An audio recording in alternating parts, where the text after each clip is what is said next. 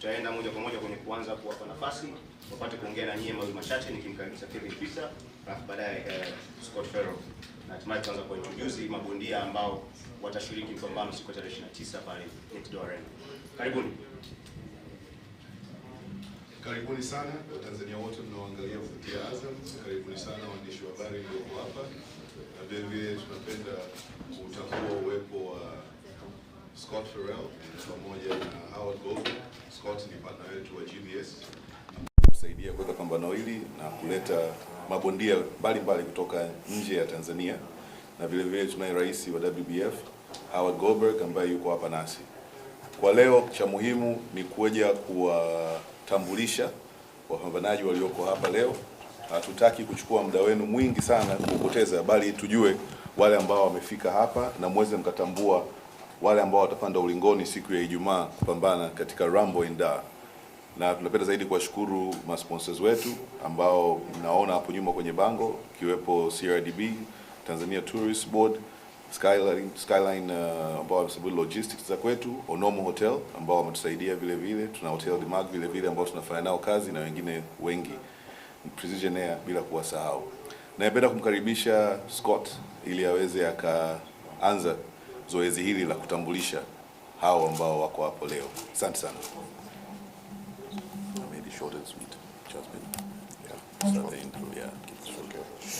Okay, I'll keep this short and sweet. I think we've introduced all the sponsors and all the partners and everybody involved.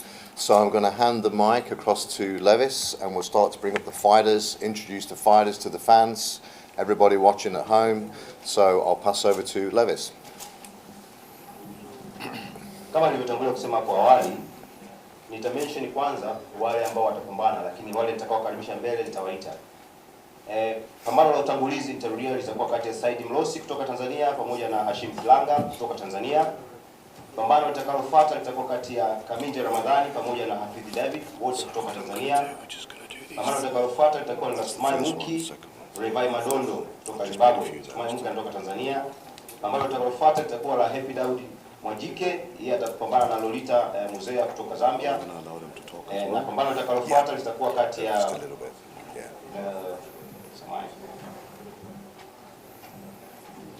itakuwa kati ya Imani Daudi Kawaya pamoja na Ali Ndembo kutoka Congo Brazzaville. Naomba nimkaribishe kwenu bondia Nasibu Ramadhani kutoka Tanzania apite mbele pamoja na management yake. Na upande wa blue corner naomba nimkaribishe Nkosinati Biana kutoka South Africa. Nkosinati Biana with the management, please may come front.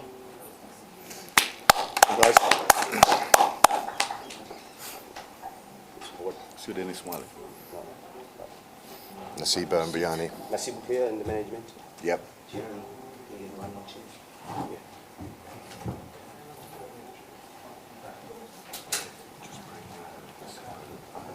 Yes, okay, even next time. Hi, how are you? It's me. So, good.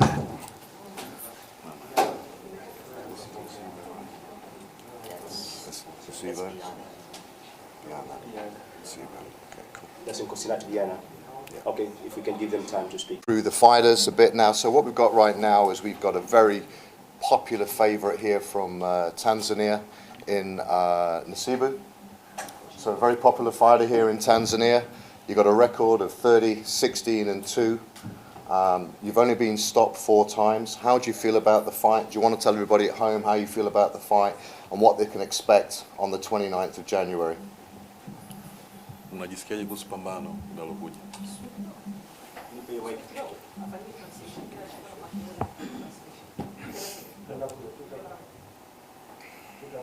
Okay. Scott Ferro, CEO GBS, na alikuwa anamuuliza ndugu yetu Nasibu Ramadhani amejiandaa vipi kuelekea pambano huu na tutegemee nini? Karibu.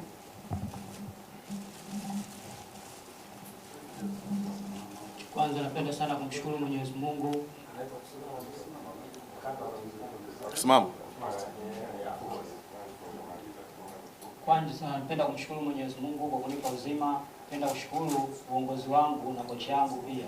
Nimejiandaa vizuri kwa hili pambano na coach Biani ambaye amekuja katika ardhi ya Tanzania, sitoweza kuangusha Tanzania. na uhakika 100% ya ushindi, kwa sababu maandalizi yangu niliyofanya ni ya kushinda. Mechi za kimataifa nishacheza ni nyingi sana, hii kwangu ni ya kawaida sana. Nilichojifunza mazoezini ndio nitakachowaonyesha kesho wa Tanzania. Naombeni support zenu wote kwa ujumla. Ushindi upo utabaki Tanzania.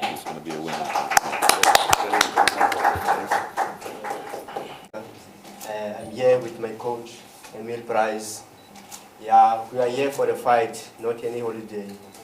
We are here to win this guy, and I respect him as a legend. We have a lot of a fight, but Friday we will deal with the guy.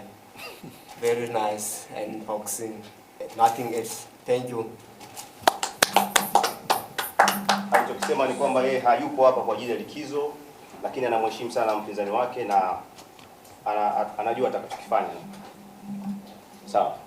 Next one. So they can niwakaribishe, tunaweza kuruka. You can go back and sit. Thank you. So niwalete tena kwenu mbele yenu Shaban Jongo. Shaban Jongo na management yake pamoja na Sean Miller. Shaban Jongo yupo. Vika Peter Merero.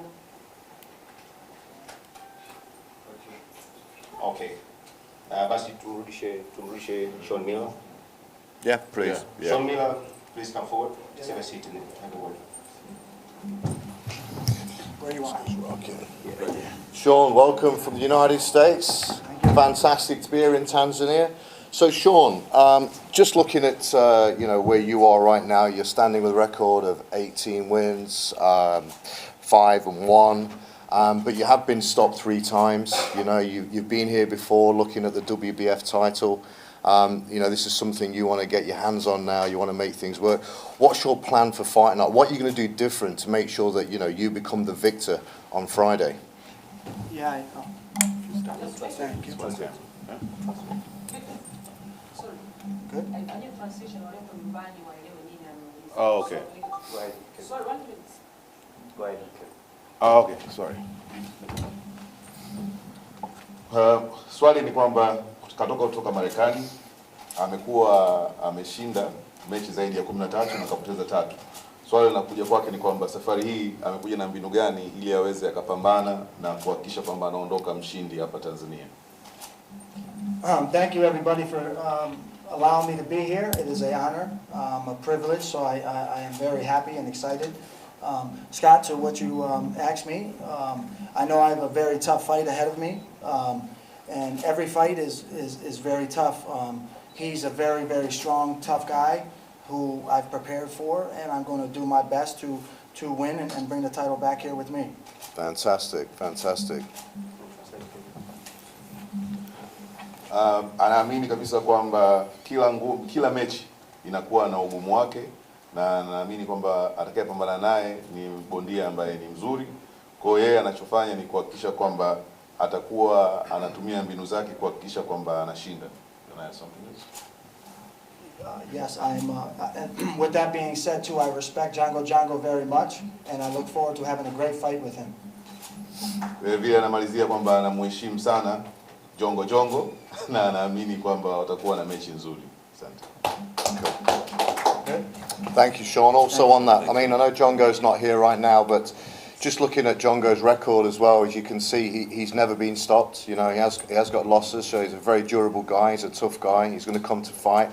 I wish you all the best of luck. I wish Jongo the best of luck, and all the best for Friday. Thank you very much. Cheers. Thank you. Thank you, everyone. Asante.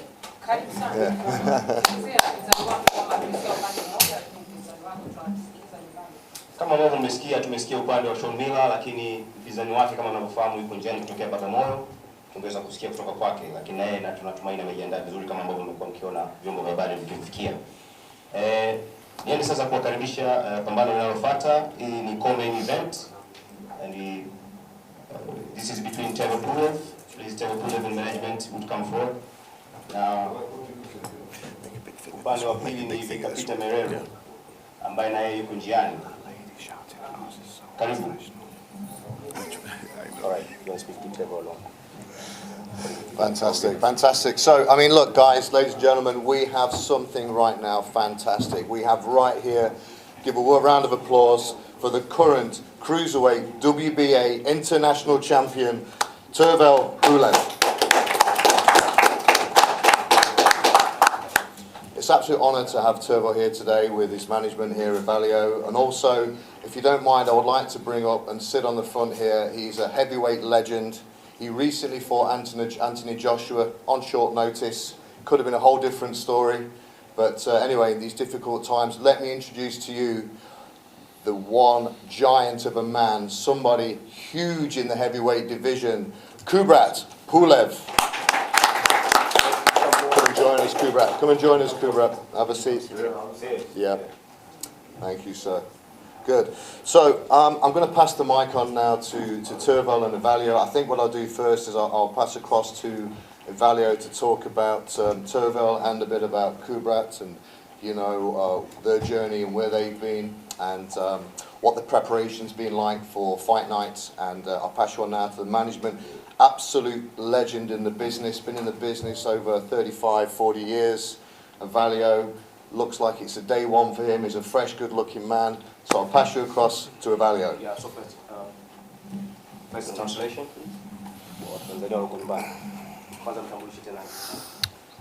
Mbele yenu tuna mabingwa magwiji wa boxing.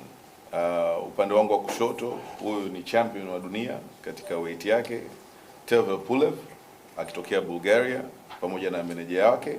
Lakini upande wa kulia kwangu tuna Kubrat Pulev ambaye yeye ana historia kubwa, ana fight 30, alipigana mara 29 bila kupoteza ngumi hata moja. Na tarehe 12 mwezi wa 12 mwaka 2020 aliweza kusimama na Anthony Joshua bila mazoezi ya muda mrefu, na ndio ikawa mechi yake ya kwanza akaipoteza. Ni mtu ambaye anaheshimika katika boxing duniani kote, na ni kaka yake ambaye atapigana leo, ambaye ni Tervel, ambaye yuko kushoto kwangu. Amekuja kumsupport kaka yake, atakuwepo ulingoni na ndugu yake katika mechi hii. Kwa kweli kwa Tanzania nadhani hii ni moja ya mabondia wakubwa kabisa duniani ambao wako katika top, wameweza kufika Tanzania kupambana katika ulingo wa hapa. Ningependa kumkaribisha meneja ambaye ana machache ya kusema kuhusu safari yao imekuwaje mpaka wamefika hapa. Na kwa kweli kwa Tanzania ni heshima kubwa kuweza kupata watu kama hawa, kwa sababu dunia nzima inafuatilia, nataka kujua je, ni kipi kitafanyika. Rekodi yake ana fight 15 ambazo hajawahi kupoteza hata moja. Kwa hiyo ni bingwa kabisa, na atakayepigana naye Merero atakuwepo hapa, naye tutaongea naye kujua ni kipi na amepanga vipi. Naye ni boxer mzuri zaidi. Asante sana.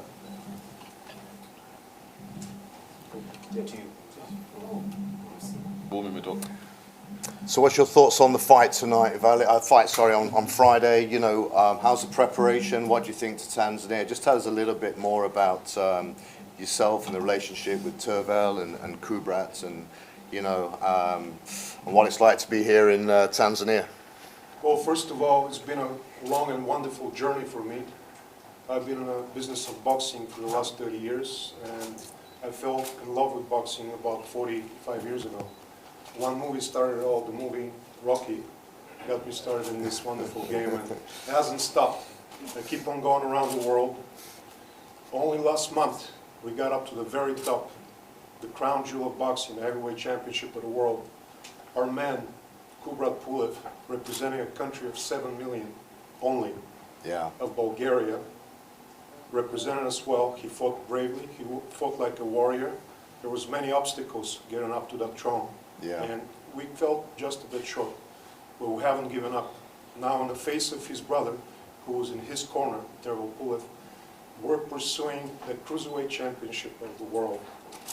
And what's so unique is we're showcasing Tervel's talents around the world.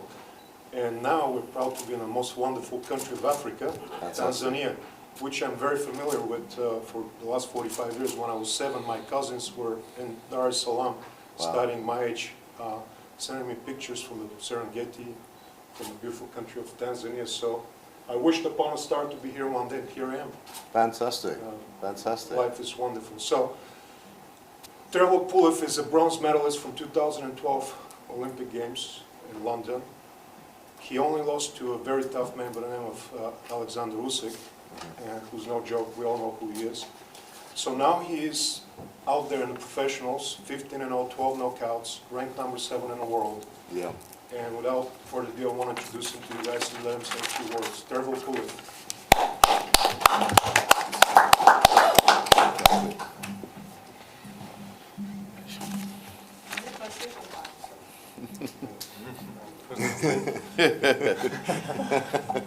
Do that. Sorry, we are using Swahili, because we are national. Yeah. So meneja kwa kweli ameanzia kwanza na historia yake. Yeye alianza kupenda ngumi akiwa miaka zaidi ya 45 iliyopita, na ana miaka zaidi ya 30 akiwa anafanya shughuli za boxing, na kilichomfanya mwamko wake kuingia kwenye ndondi ni movie za Rocky. Kama mnakumbuka Sylvester Stallone na movie ile ya Rocky ambayo imekuwa ina series nyingi na imekuwa imehamasisha sana boxing duniani. Na katika safari yake alikuwa anapanda, na alichoweza kufika mbali zaidi ni kufika kwenye ndondi za uzito wa juu kabisa, kupambana na ambapo hapo Kubrat aliweza kupata mechi ya kupambana na heavyweight na Alexander.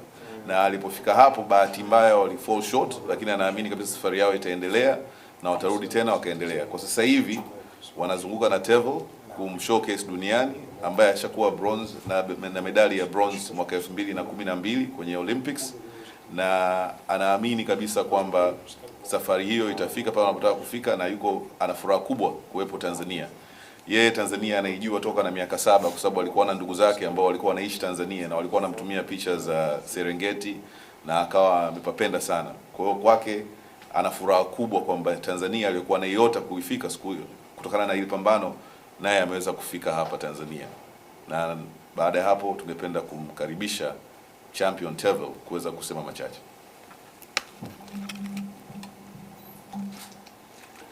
Hello everybody. First, thank you for the invitation to be here to fight.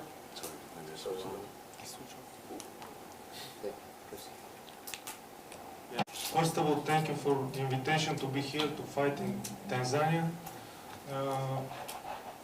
About my fight, I could say that it's going to be a tough fight because the opponent is experienced. He knows everything about boxing, and yeah, everybody says that he's well prepared, but really I'm good trained and ready for the fight. I'm not here to talk a lot. I'm not here to talk much, but to do my job. I would say about the Tanzania is very beautiful country. Also the city is wonderful, and thank you for that. They welcome us very warmly and kindly. So thank you very much. Kwanza alikuwa anataka kutoa shukrani kwa kuweza kukaribishwa kuja kupambana Tanzania. Anaamini kwamba atakayepigana naye ana uzoefu mkubwa na anafahamu boxing. Yeye mwenyewe amefanya mazoezi ya kutosha, sio mtu wa kuongea. Yeye kaja hapa kikazi zaidi, na anapenda sana nchi ya Tanzania na jiji la Dar es Salaam. Ameenjoy sana uwepo wake hapa, na zaidi hapo anapenda kuwashukuru zaidi, ili subiri tu pambano aendelee. Ni mtu wa maneno machache sana, hana mbwembwe. Asante sana.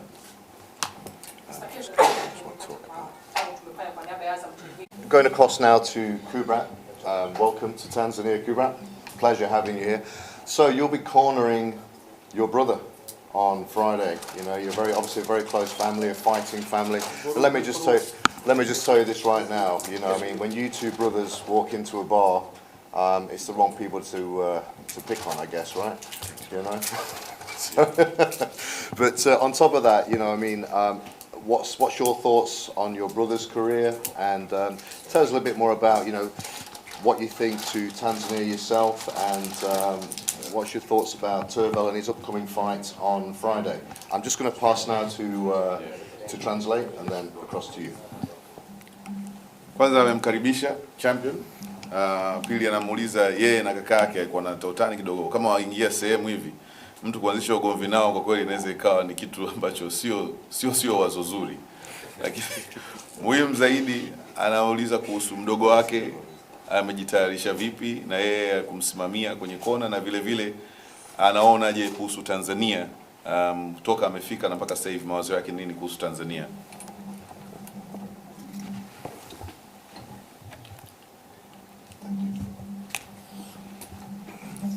So I'm glad to be in Tanzania. It's first time in my life, and I'm happy in good country, good people, kind people, and for me it's something different because it's absolutely interesting, absolutely different from Europe. For example, I come from Europe, and he's absolutely different, but I like very much. So I like that my brother fights here, and I think my brother is very good prepared for this fight, and so he has a lot of experience, amateur experience by amateur boxing and profi boxing also, and I think this fight will be very interesting because his opponent is also good fighter with much experience, and yeah, I'm in the corner this time, and I'm behind my brother always. Good. And I like this for me. This is for him, for me. We are always together, and this is one punch, one power together. Fantastic, fantastic. Thank you, Kuba. Thank you. All right. Kaongea mengi. Ngoja kwanza nibae kofia chocolate. Kwanza kabisa anasema yeye ni mara yake ya kwanza kuwepo Tanzania na anaifurahia sana Tanzania kwa sababu ni tofauti zaidi sana na Ulaya ambako yeye ametoka. Amepapenda sana na anaamini kwamba kaka yake amejipanga kwa ajili ya mapambano haya. Ni mtu ambaye ana uzoefu, amepigana sana amateur, amepata medali zake nyingi, na vile vile ana uzoefu kupigana kama professional. Anatambua kwamba mpinzani wake ni mtu ambaye yuko vizuri, na hiyo itafanya pambano liwe zuri, kwa sababu ukiwa unapigana na mtu ambaye amezoea, anajua anachofanya, ndio pale unapata pambano ambalo linakuwa linatendea haki wale ambao wanaangalia hilo pambano kwenye ukumbi pamoja na duniani kote. Ana furaha sana kwa sababu anaamini kwamba hii itakuwa ni ngumi, sio utani. Asante sana. Ibrahim Class, naomba ujibele. Thanks, John. Thank you. Thanks, Trevor. Management yako. Thank you. Lakini upande wa pili tunaye Dennis Mwale. Yeye anaishi Joburg lakini mzaliwa wa Malawi. Karibu sana. Welcome. Dennis Mwale in the management ya Acha.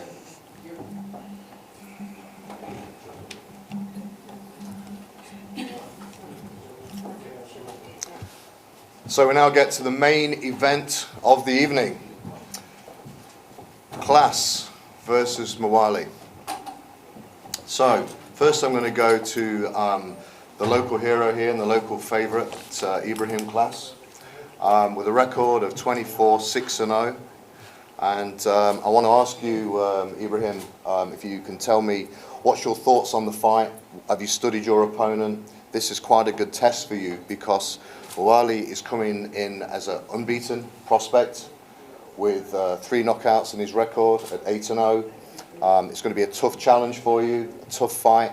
So what's your thoughts? Tell me about your preparation and how you feel this is going to go on the night. Asante sana. So Scott anamuuliza, je, kwanza amejipanga vipi kwa ajili ya pambano hili? Cha pili ambacho ni muhimu zaidi, amemsoma mwenzake kwa sababu ukiangalia ni mtu ambaye hajawahi kupigwa na ashaondoa watu kama 3 kwa knockout. Kwa hiyo yeye akifahamu kwamba huyu mpinzani wake ni mahiri na mkanda huko mezani, amejipanga vipi, na kama vile vipi tujue amemsoma mwenzake na tujue tutegemee nini siku ya Ijumaa tarehe 29. Asante sana.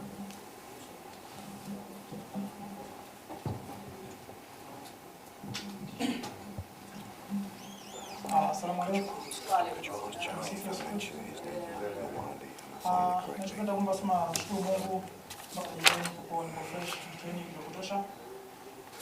Na vile vile napenda kusema kwamba nashukuru Jackson ndugu kuandaa hii fight. Na vile vile nashukuru pia Azam na media zote ambazo zilizokuwa hapa. Nachopenda kusema kwamba nisikia tu jana story kwamba katamba sana kwamba yeye kaja kunipiga. Na game nani mimi hazinitishi. Niko vizuri lakini game nani hazinitishi kwa sababu nishaenda Marekani ya Kusini nikapiga Zapier, alikuwa na game 30 je kupata pambano moja Marekani.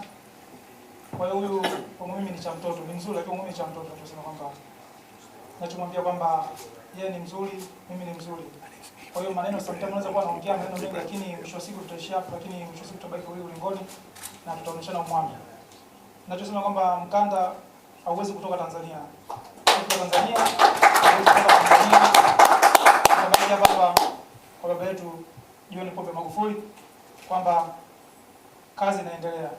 Ninachosema kwamba Watanzania kwa ujumla na mashabiki zangu kwa ujumla wote tuombeane dua, tuombeane uzima, siku zimebaki mbili ili tufanye kazi nzuri. Nachoambiwa na wahakikisha Tanzania kwamba mkanda upo na utabaki hapa hapa, haiwezi kutoka kitu, atarudi kwao kama alivyokuja. Asante sana.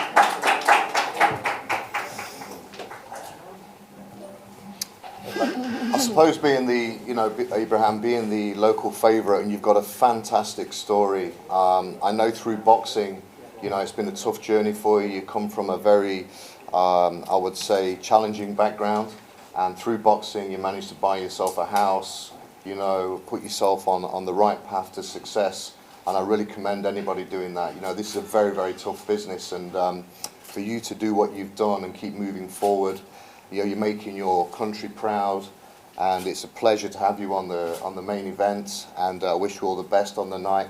Could you just mind sharing with us all a little bit about your backstory, what your plans are for the future in this sport?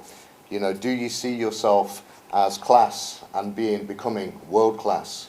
You're going to be on Azam TV in front of all your nation, plus we're on international broadcast in over 50 countries around the world. So now is your chance to showcase to the world just how class is.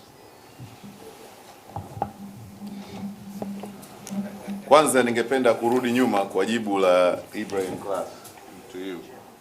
So Class says that you've heard that you've been talking a lot about how you come to Tanzania and you're going to beat him up. He says winning 8 bouts to him is not a big deal. He went to South America, there was someone who had 30 bouts and was unbeaten, and he was able to take him out. I'm just translating, so don't throw a punch. He says you're just a baby. And he has no issues going the whole round in the ring. The belt is in Tanzania right now. There's no intention of the belt ever leaving Tanzania since it's here already. He's even made a pledge to the president of the country, Magufuli, hapa kazi too. He's here to work and make sure that you will leave empty-handed. No belt. That's what he said. I'm just passing on the message. I know you have your time as well. On the side of Ibrahim, Scott anauliza kwamba anafahamu kwamba umetoka katika mazingira ya kupambana toka mwanzo, na kupitia boxing umeweza ukajijenga mpaka umepata nyumba umepata, na umeweza kujiendeleza kimaisha na ukafika mbali zaidi. Na unafahamu kabisa kwamba katika pambano hili utakuwa unapeperusha bendera ya Tanzania. Wewe ni ndio main card, na tunaamini kabisa kwamba utakuwa umeivaa ile bendera na unapeperusha zana. Je, mipango yako ya kwenda mbele kama Ibrahim Class, kwa sababu hapo unaonekana kwenye nchi zaidi ya 50 pamoja na nchi zote ambazo Azam inapatikana, ile kuonyesha kwamba mimi ni Ibrahim Class, uonyeshe ile class yako yenyewe, kuijenge na kwa hivyo. Kwa hiyo nataka kujua kidogo kuhusu ulikotoka na mipango yako ya mbele. Unataka kutegemea kuwa bingwa wa dunia au unaangalia nini kuanzia hapo? Kwanza tujue safari yako kwa kifupi sana, na vile vile mipango yako ya mbele. Asante sana. Funguka kaka. Ibrahim Class, napenda kusema Ibrahim Class kutoka Bali mpaka nilipofikia. Na mpaka sasa ni bingwa wa dunia. Ila ninachotaka kabisa kwamba nataka nifike iwe bingwa wa dunia, chukua WBC, WBO. Ndio malengo yangu ambayo nafikia mbele, ambao sasa hivi huwa nikilala naota kitu kama hicho. Kwa hiyo tunaambia kwamba yani hapa ni kwanza naanza. Ndio kwanza mwanzo, kama shule ndio kwanza bado niko chekechea virubi. Kwa hiyo nina malengo makubwa sana ya kufika mbele katika hili. Hapa nilipofika bado sijafika. Ndio maana siku nikilala naota naota vitu vingi ambavyo vinanijia katika akilini wangu. Kwa hiyo kuambia kwamba Watanzania wote ambao mnaniangalia mnanitazama sasa hivi kwamba Ibrahim Class ndio kwanza asubuhi. Kwa hiyo huu mkanda nishauchukua, ninachowaambia Watanzania. Mpaka sasa hivi nishauchukua sababu niko vizuri. Tumetuani fresh tukiwa na kocha wangu Master Kinogwe kwa Super League wakinisupport katika yote. Ninachowaambia kwamba yani biashara imekwisha. Kwa hilo, asanteni sana.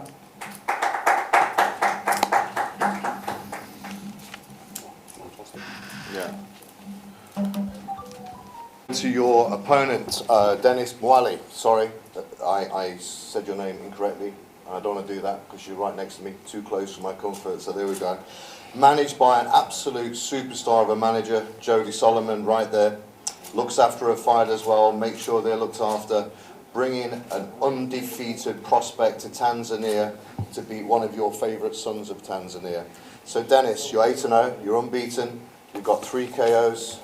You're here for business, you know, you're not here to play games, you're not here to take part, you're here for business. I want to hear some words from you right now, what you think to your opponent and what he's saying, you know, in retaliation to your bit of banter you've had over social media.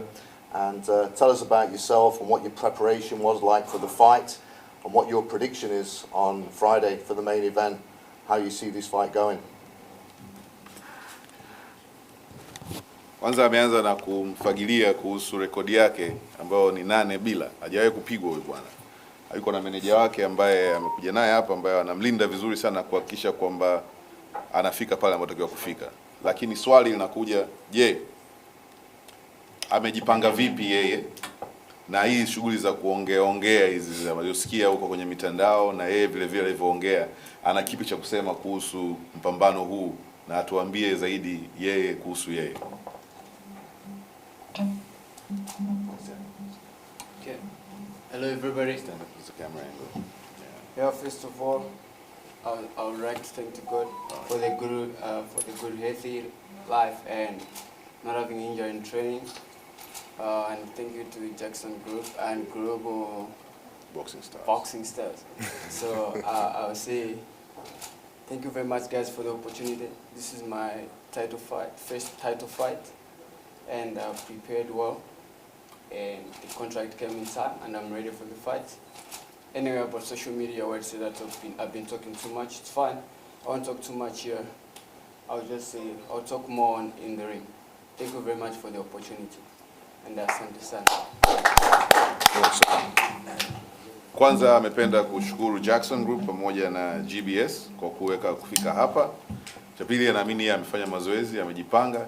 Pamoja na kwamba maneno mengi yameongelewa kwenye mitandao na yeye na kadhalika, anasema hajaja hapa kuongea, ataongea zaidi ulingoni hapo itafika tarehe 29 tukiwa pale Next Door Arena. Asante sana. Well, this is the fight business, you know. This is not a knitting club.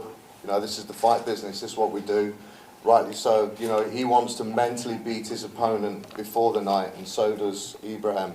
So I just want to get a few words from his management team, from Jody, if that's okay. You know, to tell us a bit about Dennis, a bit about his history, his background. What do you think his chances are on Friday? And I'll pass it over to you, and then we'll get some final words from the fighters, and we'll close off from there. Oh, translate. Maneno machache kutoka kwa meneja kuhusu walipojipanga, mipango inayoendelea kwa ajili ya Mwale na kusikia kutoka kwake matayarisho yao yalikuwa yameenda vipi mpaka wamefika hapa sasa hivi. Well, firstly, thank you to Jackson Group and Global Boxing Stars, as well as Howard. It's been a long time in the coming, Howard, for us working together, so thank you. Dennis, yes, he's come from Malawi, which is a very poor African country, as you know, and he's worked his way up in the boxing rankings. I would like to say that you shouldn't underestimate him just because he's only had 8 fights. He's young, he's hungry, and he's got more heart than I've seen a number of world champions. So that shouldn't be a factor to feel good. As far as Ibrahim Class is concerned, we've been working really, really hard. And the pressure's on Ibrahim. Dennis is the underdog, undeniably the underdog. There's no pressure on my fighter. All the pressure's on Ibrahim to maintain the status that he has. So thank you very much for the opportunity, and we shall see you on Friday night. Well, fantastic, Jody. Fantastic.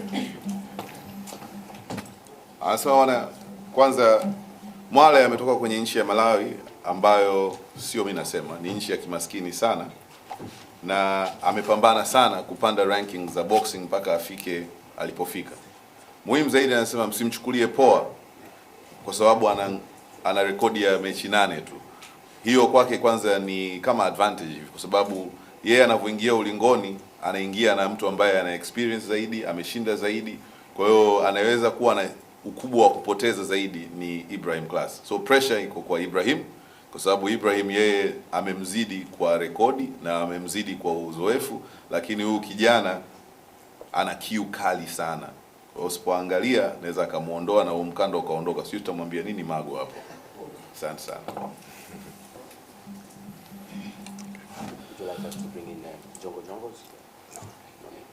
So I'd just like to say, sorry, standing up, I know a lot of passing the mic around, but look, we do what we do, all right? We make things work. Some great people involved in this sport. You're now going to witness something fantastic. This is the Rumble in Dar. Look at the people here. Look at what we've all achieved. There's some fantastic people that's made this happen. One is a business partner of mine, good friend of mine, Jeremy Bean. Without him, this would not happen. Sir, you're a legend. Nobody works harder in this business than you. Fantastic, Kelvin Twisser, what a man, what a legend. Guys, round of applause for this man, okay, come on, bring it in, makes this happen. There is no one that's a go-getter like this man here, and he's going to really make this sport something fantastic for Tanzania. Now I'm going to pass you to a gentleman, a very, very nice gentleman, used to be a headmaster, I'm glad he wasn't mine, but on that, he's the president of the WBF, Mr. Howard Goldberg. Oh. First. Yes. Ile sema ambayo alikuwa ananifagilia mimi nitairuka. Lakini ameongea kwamba kinachoendelea hapa ni kikubwa sana, na cha muhimu kwanza kabisa kuna ndugu yetu ambaye anaitwa Jeremy Bean yuko pale. Nasema ni partner wake ambaye ameweza kufanya hii iwezekane. Na mimi niongeze ya kwangu. Uhusiano huu ulianza na mimi na Jeremy Bean miaka kama kadhaa iliyopita tulipokuwa nafanya Nairobi Fight Night katika maisha yangu ya nyuma. Jeremy alikuwa anafanya kazi Kwese TV na tulikuwa tunaanza maongezi ya kudistribute fight. Yeye amefanya maandalizi ya ngumi kila mwezi wakati huo nchi tofauti. Ni mtu ambaye ana experience kubwa ya kutengeneza mipambano kama hii. Cha pili akanifagilia mimi, nashukuru sana. Naomba tushirikiane yakamilike au sio? Lakini cha muhimu zaidi amemintroduce rais wa WBF ambaye ni Howard Goldberg. Alikuwa ni mwalimu, anashukuru sana kuwa mwalimu wake mkuu. Hata mimi ninavyomfahamu Howard, kama angekuwa mwalimu wangu na uhakika ingekuwa mtihani. Karibu sana Howard. Good afternoon, ladies and gentlemen. I think before we start, or before I start, let me just pay tribute to the Jackson Group and to Global Boxing Stars and their partners for bringing international boxing to Tanzania. I always judge a person when they make a difference. And these gentlemen sitting on my left, the two gentlemen, Scott and Kelvin, they're making a difference in the lives of the Tanzanian boxers and the reputation of Tanzanian boxers. And I've said this before, it's important to understand that there is so much talent in Africa and especially in Tanzania, and that we're not just stepping stones for America and Europe, and that our talents should be developed. And again, I pay tribute to you guys for putting this together. I look forward to a fantastic night of boxing, and I wish everybody good luck, stay safe, and don't miss Friday night. It's going to be electric. Thank you very much, everybody.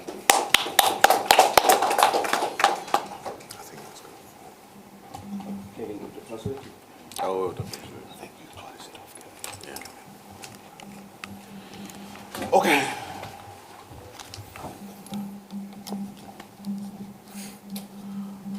Kwanza kabisa amesema kwamba anashukuru sana watu wa Jackson Group na GBS kwa kuweza kufanya mipango hii, kuweza kuleta ngumi za kimataifa Tanzania. Na anaamini kabisa kwamba talent ipo kubwa sana Afrika, lakini zaidi Tanzania kuna talent ya kutosha. Na sisi wenyewe tunaamini hicho vile vile. Anasema ni anaheshimu sana mtu ambaye anajaribu kufanya kitu ambacho kinaleta mabadiliko, na kinachoendelea hapa sasa hivi ni mabadiliko katika ngumi za Afrika na ngumi za Tanzania. Tumezoea mara nyingi mabondia wetu wanatumiwa kama ngazi za watu wengine kupanda juu kwenye ranking. Kwa hiyo Mtanzania atakuja atapigwa au ataitwa atapigwa, lakini sio katika kuendeleza na kujenga ngumi za Tanzania au Afrika kwa ujumla. Kwa hiyo kwa hilo anafurahia sana na anashukuru sana. Anatakia wadau wote wanaohusika na shughuli hii mema, ili ngumi hizi ziende salama na yale ambayo tumepanga yafanyike tarehe 29 hapo Next Door Arena yakamilike salama. Kwa kufikia hapo, zoezi hili la kuintroduce maboxer, tunafahamu kutokana na logistics wengine walichelewa, tutafunga zoezi hili kwa sasa na kurudi hewani katika vipindi vya kawaida, lakini wapo maboxer wengine tayari kwa ajili ya interview moja moja kwa kama mnawahitaji, pamoja na panel yetu vile vile ipo hapa. Asanteni sana.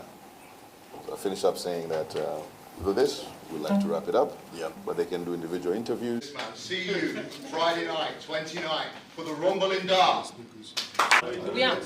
Mambo unaona pale, unaona leo ngumi kwa mara ya kwanza zinakuwa na mambo ya kimataifa kama ambavyo tumekuwa tukiona kwa wenzetu, kwa sababu